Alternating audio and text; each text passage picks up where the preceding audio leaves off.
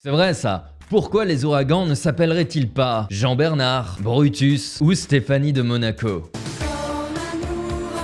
C'est parce que l'OMM, l'Organisation météorologique mondiale, a créé des noms pour les ouragans. Pour rappel, un ouragan, un typhon ou un cyclone sont des phénomènes identiques. La désignation varie seulement en fonction de l'endroit du globe où intervient ce phénomène. Cyclone pour l'océan Indien et Pacifique Sud, ouragan pour l'Atlantique Nord et Pacifique Nord-Est, typhon pour Pacifique Nord-Ouest.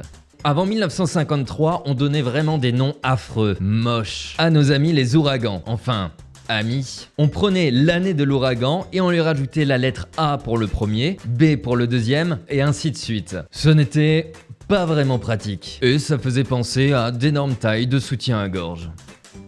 Les soldats américains donnaient le nom de leur femme ou de leur petite amie aux ouragans, comme des gros beaufs. Mais bon, les gens retiennent bien mieux des prénoms que des suites de chiffres et de lettres. Vers la fin du 19e siècle, un météorologue australien a même nommé les ouragans avec les prénoms des politiciens qu'il n'aimait pas. Vous imaginez, notre bulletin météo aurait vraiment ressemblé à n'importe quoi. Puis en 1953, l'OMM décida de donner uniquement des prénoms féminins aux ouragans. Ce qui est parfaitement logique d'ailleurs. On dit un ouragan, un typhon, un cyclone. Donc on donne un prénom féminin. Les ligues féministes des États-Unis se sont révoltées contre cette idée. C'est vrai que donner des prénoms féminins à des cyclones qui détruisent des villes, dévastent des pays et ruinent des vies, c'est pas forcément sympa. Alors dès 1979, les cyclones alternent entre des prénoms masculins et des prénoms féminins. Voici la formule secrète du nom des cyclones. Prenez des citrons, du sucre, de l'eau minérale, mélangez le tout avec vos grains de kéfir et vous obtenez une boisson rafraîchissante à souhait.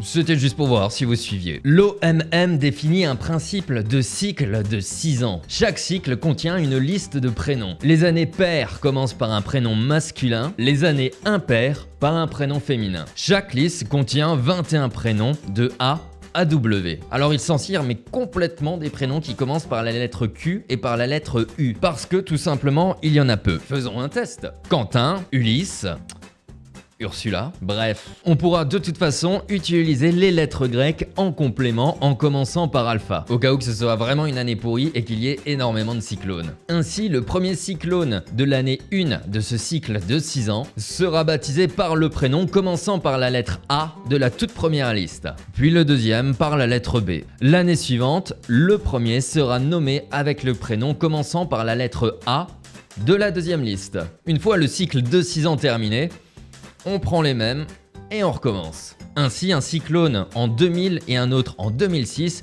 peuvent porter le même prénom. À une exception près. Par exemple, l'ouragan Mitch qui a tué 18 000 personnes en 1998 a été remplacé par le prénom Matthew. Donc chaque bassin du monde ou centre qui s'occupe d'un océan a sa liste de noms prédéfinis sur 6 ans. Voilà pourquoi on donne des prénoms à des ouragans. Hey, abonne-toi dès maintenant pour découvrir de nouvelles anecdotes chaque semaine. Tu aimes cette vidéo? Partage-la et mets un pouce bleu. Toi seul as le pouvoir de propulser cette chaîne sur YouTube. Merci.